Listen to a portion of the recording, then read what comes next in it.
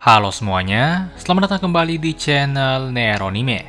Seri Gensokyo volume 23 akhirnya rilis juga. Nah, seperti biasa, di sini kita akan membahas alur ceritanya. Video ini tentunya adalah kelanjutan dari video alur cerita sebelumnya. Jadi buat kalian yang belum nonton video sebelumnya, kalian bisa menontonnya terlebih dahulu, agar kalian juga dapat memahami ceritanya dengan lebih baik. Video alur cerita volume 23 ini akan Mimin bagi menjadi 3 bagian. Nah, video ini adalah part pertama dari pembahasan volume 23, di mana part pertama ini akan berfokus pada perjalanan Celia dan Arya, kondisi di kerajaan Galar, hingga Ryo dan Sora yang menelusuri jejak Erika. Oke, langsung aja, kita mulai pembahasannya.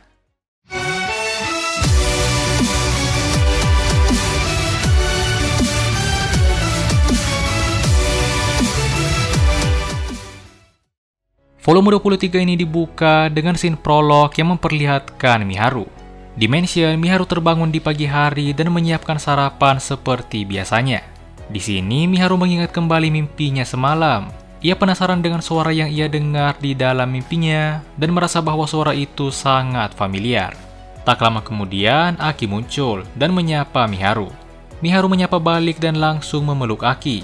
Di sini, Miharu bergumam bahwa ia harus menguatkan dirinya.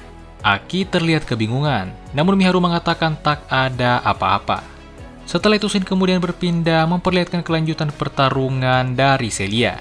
Saat ini, Celia sedang beradu ulti dengan Renji. Celia menggunakan sihir terkuatnya, yaitu Durandal, sementara Renji juga menggunakan serangan terkuatnya, yaitu Endless Force Blizzard. Ketika kedua ulti mereka bertabrakan, mereka semua terhempas ke arah yang berlawanan. Seluruh area di tempat itu juga tertutup oleh cahaya. Celia memanfaatkan celah itu untuk kabur dan segera terbang menjauh meninggalkan tempat itu. Beberapa saat kemudian, efek dari serangan mereka akhirnya mereda. Namun di sana, Celia sudah tak terlihat lagi, karena ia sudah berhasil kabur. Renji dan Reis mencoba untuk mencari Celia. Di sini, Renji sempat berbicara dengan Reis. Renji merasa sangat kesal karena serangan terkuatnya ternyata bisa ditahan oleh Celia. Padahal harusnya serangannya itu lebih kuat dari sihir tingkat tertinggi. Reis menjelaskan bahwa sihir yang digunakan Celia juga lebih kuat dari sihir tingkat tertinggi, tapi entah kenapa Celia bisa menggunakannya. Di sini Renji juga sempat kesal karena Reis masih terus menggendongnya. Renji meminta Reis untuk segera menurunkannya. Reis pun menurunkan Renji. Reis juga berpikir bahwa sepertinya sudah saatnya Renji diajari cara untuk terbang sendiri. Sementara itu, scene berpindah memperlihatkan Celia. Saat ini, Celia sudah berhasil terbang menjauh dan saat ini berada di suatu hutan. Celia menyadari bahwa dirinya sudah kehabisan energi sihir. Pertarungan barusan benar-benar telah menguras banyak energi sihirnya. Karena itu, di sini Celia menggunakan batu roh yang pernah diberikan Ryo untuk memulihkan energi sihirnya. Setelah itu, Celia pun segera terbang kembali dan memutuskan untuk pergi ke kota Amande, tempat di mana Liselotte berada. Singkat cerita, Celia akhirnya tiba di Amande dan langsung menemui Liselotte dan Arya. Celia menjelaskan apa yang telah terjadi padanya sejauh ini kepada Liselotte. Di sini, Celia memutuskan untuk kembali ke Beltram, tepatnya di kediaman Claire, tempat di mana orang tuanya berada. Celia sangat khawatir pada orang tuanya. Ia ingin menemuinya dan menyampaikan informasi tentang semua yang telah terjadi padanya. Karena Celia ingin langsung pergi, ia pun meminta Liselotte untuk mengirim surat pada Christina dan orang-orang di kerajaan Galar bahwa tugasnya sudah selesai. Awalnya tentu saja Liselotte tak setuju, karena itu jelas sangat berbahaya. Namun karena ia juga memahami perasaan Celia, Liselotte akhirnya setuju dengan syarat Celia harus pergi bersama Arya. Meskipun awalnya merasa keberatan, namun pada akhirnya Celia menerimanya. Dengan begitu, akhirnya diputuskan bahwa Celia akan melakukan perjalanan bersama Arya. Liselotte bertanya apa ada sesuatu yang bisa ia bantu lagi. Celia meminta untuk diberikan sebuah pedang dan juga batu sihir untuk memulihkan energi sihirnya. Liselotte segera meminta Arya untuk menyiapkan semua itu. Arya pun pergi untuk melakukan persiapan dan menyiapkan perlengkapan untuk perjalanan mereka. Beberapa saat kemudian, semua persiapan telah selesai dan mereka semua telah berkumpul di halaman. Setelah sedikit berbicara dan berpisah, Celia dan Arya pun bersiap-siap untuk berangkat. Di sini, Celia bertanya apakah Arya baik-baik saja dengan ketinggian. Arya menjawab bahwa itu baik-baik saja. Ia juga merasa pernah terbang sambil digendong oleh seseorang sebelumnya, tapi ia tak begitu mengingatnya. Celia sadar bahwa yang dimaksud Arya di sini adalah Rio. Karena Rio sebelumnya memang pernah terbang bersama Arya saat arc penculikan Liselotte dulu. Namun saat ini Arya telah melupakan Rio. Lanjut, Arya pun memeluk dan berpegangan pada Celia. Celia mengeluarkan sayapnya dan mulai untuk terbang. Dengan begitu, Celia dan Arya pun memulai perjalanan mereka. Sementara itu, scene berpindah memperlihatkan Rhys dan Renji yang kembali ke kastil tempat di mana Charles dan Duke Arbor berada. Mereka semua kemudian membahas rencana berikutnya. Setelah berdiskusi, mereka akhirnya memutuskan untuk pergi ke wilayah Claire untuk menangkap Ibu Celia dan menjadikannya sandera. Di sini, Duke Arbor ternyata baru mengetahui bahwa Rhys bisa terbang. Tanpa ia ketahui, ternyata Rhys menyembunyikan banyak rahasia darinya. Karena itulah, di sini Duke Arbor mulai meragukan Rhys. Duke Arbor tak ingin Rhys bertindak sendiri. Jadi ia pun menyuruh Rhys untuk ikut di kapal sihir bersama Charles saat menuju ke wilayah Claire. Mau tak mau, Rhys pun menerimanya. Namun bukan Rhys namanya kalau tak punya rencana licik. Di sini Rhys diam-diam menyuruh bawahannya, yaitu Arain dan Lucy, untuk pergi duluan ke wilayah Claire. Rhys memberikan kristal teleport agar mereka bisa segera tiba di sana. Sini kemudian berpindah ke kastil kerajaan Galar. Di kamar tamu, Liliana saat ini sedang berbicara dengan Perdana Menteri dari kerajaan Centostella yang bernama Liberto atau Duke Tuscany. Liberto mengatakan bahwa ia mendapat pesan dari ayah Liliana yang merupakan Raja Centostella. Pesan itu adalah ia ingin agar Liliana bertunangan dengan Masato. Liliana terlihat ragu. Liliana bukannya menolak, tapi menurutnya perbedaan umur mereka lumayan jauh. Liliana saat ini telah berumur 16 tahun, sementara Masato masih berumur 12 tahun. Selain itu, belum tentu juga Masato mau bertunangan dengannya. Liberto mengatakan bahwa menurutnya Masato tertarik pada Liliana. Liliana mengatakan bahwa itu hanya pendapatnya saja, karena Masato adalah orang yang baik, tapi bukan berarti ia mau bertunangan dengan Liliana. Selain itu, Liliana juga menjelaskan bahwa selama ini ia sudah mendekatkan dirinya pada Takahisa, jadi akan sangat sulit jika tiba-tiba berubah ke Masato seperti ini. Liberto menjelaskan alasan kenapa mereka harus berganti ke Masato. Alasan yang pertama adalah karena yang disukai Takahisa adalah Miharu. Takahisa sama sekali tak melirik Liliana. Alasan lainnya adalah karena jelas saat ini emosi Takahisa tidak stabil, jadi akan sangat berbahaya jika terus berharap pada Takahisa. Liliana mengerti. Liliana juga berpikir bahwa ia harus mementingkan apa yang terbaik untuk kerajaannya, karena itulah tugasnya sebagai putri kerajaan. Setelah berpikir sejenak, Liliana pun memutuskan akan menerima ide itu. Ide untuk membuat dirinya bertunangan dengan Masato. Setelah itu, scene kemudian berpindah ke tempat latihan di kastil kerajaan Galar. Di lapangan ada Goki dan Kayoko serta keempat pahlawan, yaitu Hiroaki, Satsuki, Masato, dan Takahisa. Selain itu, ada juga Christina, Flora, dan beberapa orang penting lainnya yang berperan sebagai penonton. Di sini, Goki akan melatih para pahlawan. Goki saat ini telah menjadi guru latihan bagi Satsuki dan Masato. Jadi di sini ia bertanya pada Hiroaki dan Takahisa apakah mereka ingin ikut dalam latihannya. Hiroaki meragukan Goki. Ia ingin melihat kemampuan Goki terlebih dahulu. Jadi ia pun menantangnya untuk duel. Goki menerima tantangan itu. Dengan begitu, duel antara Hiroaki dan Goki pun dimulai. Goki mendekati Hiroaki dengan sangat cepat. Hiroaki ingin menebasnya, namun Goki menahannya dan langsung mengarahkan pedangnya ke leher Hiroaki. Pertarungan sebenarnya sudah berakhir, tapi Goki mundur dan ingin memberi Hiroaki kesempatan menyerang. Hiroaki pun maju dan menyerang Goki secepat yang ia bisa. Tapi karena Hiroaki tak punya teknik bertarung dan hanya menyerang asal-asalan, Goki pun dengan sangat mudah menahan semua serangan Hiroaki. Goki kemudian mengakhiri pertarungan dengan melempar pedang Hiroaki. Hiroaki yang menyadari bahwa pedangnya sudah terlepas dari tangannya jadi terkejut. Hiroaki kagum dengan kemampuan Goki. Hiroaki pun mengakui Goki dan memintanya untuk menjadi guru latihannya. Setelah itu, mereka kemudian bertanya pada Takahisa.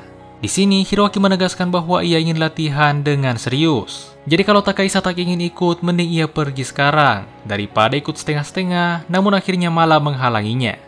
Takahisa pun langsung mengatakan bahwa ia tak ingin ikut dan langsung pergi dari tempat itu. Takahisa tak tertarik dengan latihan. Ia hanya ingin bertemu dengan Miharu dan memperbaiki hubungan dengannya. Takahisa kemudian berbicara dengan Liliana. Di sini Takahisa ingin mengajak Liliana mengunjungi mansion dan bertemu dengan Miharu. Namun Liliana mengatakan bahwa ia ingin melihat latihan Masato. Jadi ia akan tinggal di tempat latihan dulu. Takahisa pun mengerti dan memutuskan untuk tinggal juga sebagai penonton, karena Takahisa juga belum berani untuk menemui Miharu sendirian. 1 jam kemudian, latihan pun berakhir. Para putri segera menyuguhkan minuman pada masing-masing pahlawan. Di sini, Satsuki mengajak Hiroaki dan yang lainnya untuk datang ke mansion untuk menghadiri acara makan malam. Setelah sedikit berdiskusi, Hiroaki pun menerimanya. Sementara itu, Takahisa juga mendengar tentang undangan itu dan bilang bahwa ia juga ingin ikut. Liliana menyarankan agar Takahisa mengganti pakaiannya dulu, sementara ia dan Masato akan langsung pergi ke mansion. Masato pun segera mengajak Liliana untuk pergi ke mansion. Dengan begitu, Masato dan Liliana pun langsung pergi ke mansion meninggalkan Takahisa sendirian. Takahisa memandangi mereka berdua dan dalam hati mengatakan bahwa ia merasa sangat terasingkan.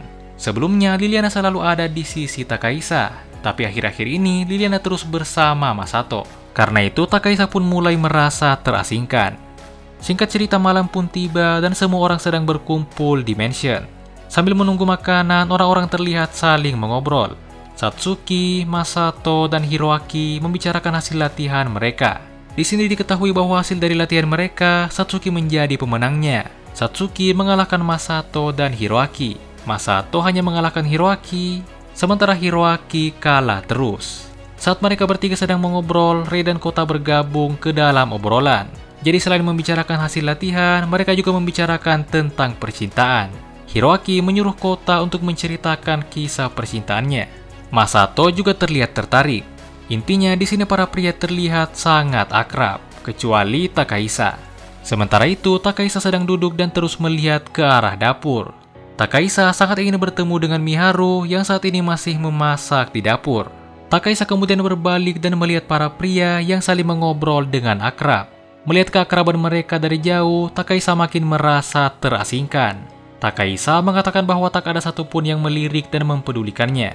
Liliana yang sedang duduk di samping Takahisa dalam hati mengatakan bahwa ia dari dulu selalu memperhatikan Takahisa, tapi malah Takahisa yang tak menyadarinya dan tak mempedulikannya. Karena itu, di sini Liliana hanya mengatakan bahwa pasti ada seseorang yang memperhatikan Takahisa. Suasana di antara keduanya pun jadi canggung, hingga akhirnya Komomo datang dan mengajak mereka ngobrol untuk mencairkan suasana. Setelah itu, scene kemudian berpindah kembali ke Beltram. Saat ini, Celia dan Arya sedang beristirahat di penginapan. Mereka berdua membicarakan tentang rencana mereka besok. Di sini, Celia berasumsi bahwa Duke Arbor mungkin telah melakukan sesuatu. Jadi kemungkinan pasukan Duke Arbor sudah bersiaga di wilayah Claire untuk menghadang mereka. Karena itu, di sini Celia mengatakan bahwa ia punya rencana untuk mengatasi itu. Sementara itu, bawahan Reis yaitu Arain dan Lucy telah sampai di wilayah Claire dan langsung mengawasi rumah keluarga Celia secara diam-diam. Mereka ingin menunggu hingga Reis dan Charles tiba, lalu menangkap ibu Celia sesuai dengan rencana. Keesokan harinya, Celia dan Arya melanjutkan perjalanan mereka dan beberapa saat kemudian mereka pun tiba di wilayah Claire. Sementara itu, Arain dan Lucy masih terus mengawasi. Mereka berasumsi bahwa Celia akan datang, dan kalau itu benar, maka mereka akan langsung membunuhnya.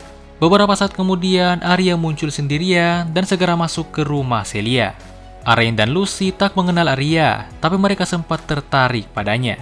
Beberapa menit setelah Arya masuk, Celia pun lewat. Arain dan Lucy ingin segera menyerang Celia.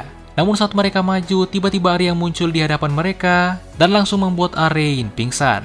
Ternyata terungkap bahwa rencana Celia adalah yang membiarkan Arya masuk terlebih dahulu ke rumah Celia dan memberitahu orang tua Celia tentang keadaannya. Setelah itu, Arya akan keluar lewat pintu belakang dan mengitari area tersebut. Kalau misalnya ada orang yang mencurigakan, maka Arya akan langsung mengurusnya. Jadi ketika Celia lewat setelahnya, sudah tak ada lagi yang akan menghalanginya. Dan ternyata di sini Arya benar-benar menemukan Arain dan Lucy yang ingin menyerang Celia. Celia akhirnya berhasil masuk ke rumahnya dan langsung memeluk kedua orang tuanya yang menyambutnya. Nah, di sini kita akhirnya diperlihatkan ibu Celia yang sejauh ini tak pernah dimunculkan. Ibu Celia di sini bernama Monica. Dijelaskan bahwa Monica memiliki penyakit bawaan yang membuat fisiknya sangat lemah. Jadi itulah alasan kenapa selama ini ia tak pernah terlihat, karena kebanyakan ia hanya bisa berbaring di kamarnya. Saat ini, Monica akhirnya mulai membaik lagi, dan ia pun bisa bertemu kembali dengan Celia. Celia kemudian menjelaskan situasinya dan apa yang telah Duke Arbor lakukan padanya. Saat itu, tiba-tiba terdengar suara ledakan yang merupakan sinyal dari Arya. Sementara itu, kembali beberapa menit sebelumnya, Setelah Arya membuat Arain pingsan, ia pun bertarung dengan Lucy. Di sini Lucy menggunakan pedang sihir Lucius yang dapat memindahkan tebasan langsung ke lawannya. Arya menyadari kemampuan pedang Lucy yang sangat merepotkan. Tidak hanya itu, ketika mereka bertarung, 3 rekan Lucy yang lainnya juga muncul, dan masing-masing dari mereka ternyata memiliki pedang sihir mereka. Menyadari lawannya mulai merepotkan, Arya pun segera mengirim sinyal dengan sihir ledakan ke langit. Dan ledakan inilah yang tadinya didengar oleh Celia. Arya pun mulai menghadapi Lucy dan 3 rekannya sekaligus. Sebenarnya kemampuan Arya jauh di atas mereka, tapi yang membuat Arya kerepotan di sini adalah pedang sihir yang dibawa oleh Lucy. Jadi Arya harus fokus pada serangan Lucy yang bisa menyerangnya dari titik buta sambil melawan 3 rekan Lucy yang lainnya. Setelah beberapa saat terus bertarung, Arya akhirnya mulai terpojok. Untungnya saat itu Celia datang dan langsung membantunya. Melihat Celia datang dengan memegang pedangnya, Lucy pun memutuskan untuk mundur. Arya sebenarnya tak ingin membiarkan mereka kabur, tapi Celia memutuskan untuk membiarkan mereka karena ia curiga bahwa Lucy hanyalah pengali. Dan sementara mereka menghadapi Lucy, ada bawahan Duke Arbor yang lainnya yang sedang menyerang rumah Celia. Jadi dengan begitu, setelah mengambil tubuh Arain yang pingsan, Lucy dan yang lainnya pun segera pergi dari tempat itu. Celia dan Arya kembali ke rumah dan berbicara dengan orang tua Celia. Di sini Roland yang merupakan ayah Celia meminta Celia untuk membawa Monica bersamanya dan kembali ke kerajaan Galar. Untuk Roland, ia masih terlindungi oleh perjanjian dan perannya sebagai penengah. Jadi Duke Arbor harusnya tak bisa sembarangan melakukan sesuatu padanya. Tapi itu berbeda dengan Monica yang sangat terancam dan bisa dijadikan sandera kapanpun. Karena itu pilihan yang terbaik saat ini adalah membuat Monica ikut dengan Celia ke kerajaan Galar. Meskipun khawatir, tapi Celia juga setuju dengan rencana itu. Karena rencana itu adalah pilihan yang terbaik. Dengan begitu, Monica dan Roland pun berpisah dan saling berpelukan. Setelah itu Celia dan Arya pun membawa Monica pergi dan segera berangkat untuk kembali ke Galar dengan kapal sihir keluarga Celia.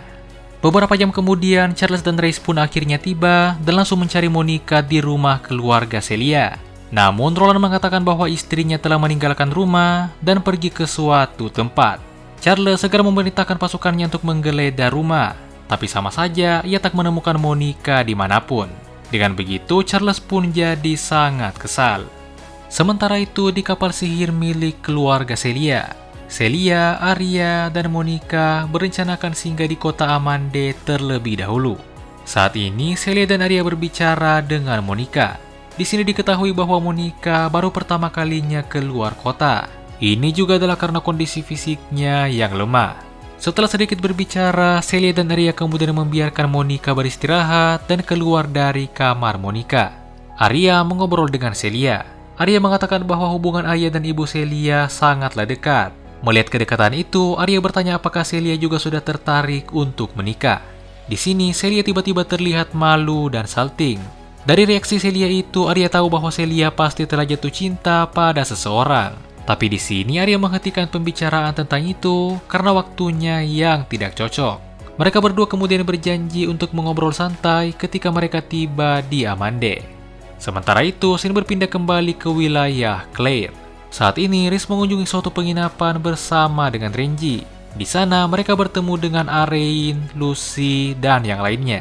Mereka menceritakan semua yang telah terjadi kepada Rhys. Dari cerita itu, Rhys akhirnya tahu kalau yang membantu Celia adalah Arya, pelayan dari Liselotte. Dan itu juga sangat tak terduga bahkan bagi Rhys. Rhys jadi sangat kesal karena seolah rencananya telah diketahui. Di sini, Rhys kemudian mengatakan sesuatu yang sangat mencurigakan. Rhys mengatakan bahwa ia akan menyiapkan kekuatan yang tak bisa ditangani. Itu masih terlalu berat untuknya, tapi ia harus mengaktifkannya. Setelah itu, scene kemudian berpindah memperlihatkan Rio dan Sora yang tiba di Republik Demokratik Saint Erika, di mana negara ini adalah yang dulunya didirikan oleh Erika. Rio dan Sora menyelinap masuk dan mendengar pembicaraan para petinggi untuk mengumpulkan informasi. Dari pembicaraan itu diketahui bahwa kondisi negara mereka sangat kacau. Karena Erika telah diakui dunia sebagai transenden dan dilupakan oleh semua orang, maka di sini timbul banyak kebingungan. Para petinggi negara bahkan tak ingat kenapa mereka begitu nekat melawan kerajaan Galar sebelumnya. Setelah mendengar sedikit, Rio dan Sora segera pergi dan melanjutkan perjalanan mereka untuk menelusuri jejak Erika. Ryo mengingat perkataan Erika tentang suatu tempat di mana tunangannya dikubur. Ryo mendatangi tempat itu yang terletak di sebuah gunung yang ada di dekat desa. Di sana terlihat batu nisan yang bertuliskan nama tunangan Erika, yaitu Teshigahara Akira. Tulisan itu ditulis dengan huruf Romaji yang tak ada di dunia Ryo. Karena itulah di sini Sora memuji Ryo yang bisa membaca tulisan itu. Tentunya Ryo di sini bisa membacanya karena ia adalah reinkarnator. Setelah itu Ryo dan Sora kemudian mengunjungi suatu desa yang ada di dekat area itu, di mana desa ini merupakan tempat di mana Erika dan tunangannya pernah tinggal. Ryo dan Sora menemui kepala desa dan memintanya untuk menceritakan seorang pria bernama Teshigahara Akira. Awalnya kepala desa terlihat ragu, namun setelah diberi kantong yang berisi koin oleh Ryo, ia pun segera menceritakannya. Nah, yang diceritakan oleh kepala desa di sini adalah dari sudut pandangnya setelah melupakan Erika. Singkatnya, Akira datang ke desa, bergaul dengan warga desa, dan hidup dengan damai. Hingga suatu hari, barang uniknya dilirik oleh seorang bangsawan. Bangsawan itu kemudian datang ke desa untuk merampas barang milik Akira, dan menuduh bahwa barang itu adalah miliknya yang dicuri oleh Akira. Ketika cincin tunangannya direbut, Akira pun mengamuk dengan kekuatan yang besar. Namun akhirnya ia ditusuk dan terbunuh. Saat bangsawan itu kembali, entah bagaimana ia dibunuh dengan brutal. Tidak hanya itu, setelah kejadian itu, tiba-tiba muncul banyak gempa bumi dan musibah lainnya. Warga desa menduga bahwa semua itu adalah semacam kutukan dari Akira. Nah, setelah mendengar cerita itu, Ryo akhirnya menyesuaikannya dengan apa yang ia ketahui saat ini. Ryo menyadari bahwa barang unik yang dimiliki oleh Akira adalah barang yang ia bawa dari Jepang. Jadi Akira pasti dibunuh atas tuduhan palsu. Lalu karena sempat disebutkan bahwa Akira melawan dengan kekuatan yang besar, Ryo menebak bahwa Erika sempat melawan dengan kekuatan pahlawannya. Dan berarti Erika juga sempat terbunuh saat itu. Namun Erika yang merupakan seorang pahlawan hidup kembali, dan ia pun menyadari bahwa dirinya tak bisa mati. Dari situlah Erika pun jadi berani bertarung dengan sembrono seperti yang diketahui oleh Ryo, tanpa harus takut untuk mati. Dan sejak saat itu jugalah kekuatan Erika terus meningkat. Nah, dari semua fakta itu, Ryo akhirnya berhasil menyimpulkan bahwa syarat agar kekuatan pahlawan bisa terbangun adalah pahlawan tersebut harus mati berkali-kali. Itu adalah kesimpulan yang didapatkan oleh Ryo, tapi ia tak bisa mengkonfirmasinya. Karena untuk mengkonfirmasi itu, ia tentunya harus membunuh pahlawan berkali-kali. Nah, setelah akhirnya mendapatkan informasi yang ia cari, Ryo pun berterima kasih dan segera pergi dari rumah kepala desa. Ryo dan Sora kemudian kembali ke gunung, tempat di mana Akira dikubur. Ryo menatap batu nisan di hadapannya dan berpikir bahwa ia sangat memahami perasaan Erika. Erika telah dikuasai oleh keinginan balas dendam karena kematian tunangannya, dan ia pun menjadi Saint Erika untuk membuat dunia itu sendiri menderita. Ryo di masa lalu juga pernah dikuasai oleh keinginan balas dendam pada Lucius. Karena itulah, sebagai sesama orang yang pernah dikuasai oleh keinginan balas dendam, Ryo sangat memahami perasaan Erika. Ryo kemudian mengambil pahat di penyimpanan ruang dan waktunya, lalu mengukir nama Erika di batu nisan Akira.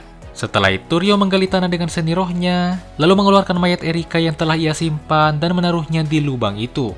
Sebelum menguburnya, Ryo menatap wajah Erika selama beberapa saat. Setelah itu, ia pun menguburnya. Di sini, Ryo terlihat memasang ekspresi yang rumit. Sora yang menyadari itu segera menyemangati Ryo. Ryo pun berterima kasih pada Sora dan dengan semangat mengatakan bahwa mereka akan segera melanjutkan perjalanan. Sebelum pergi, Ryo sedikit membungkuk ke kuburan Erika dan tunangannya. Ryo kemudian berbalik dan mulai untuk terbang. Saat itu, Ryo tiba-tiba mendengar suara Erika yang berterima kasih padanya. Tapi ketika Ryo berbalik, ternyata tak ada seorang pun di sana. Dengan begitu, Ryo pun pergi dan terbang bersama Sora meninggalkan tempat itu. Tujuan Ryo dan Sora selanjutnya adalah ke wilayah Barat Stral, tempat di mana perang dewa dan iblis dimulai di masa lalu. Nah, mungkin itulah pembahasan untuk part pertama dari video alur cerita seri Gensoki volume 23 ini. Untuk kelanjutannya akan berfokus pada drama Takahisa yang akan kembali berulah. Dan itu semua akan kita bahas di video part kedua selanjutnya. Jadi mungkin itu saja untuk video kali ini. Jika kalian punya pertanyaan atau pendapat tentang volume 23 ini, silahkan tuliskan di kolom komentar. Jangan lupa untuk like, share, dan subscribe. Dan sampai jumpa di video berikutnya.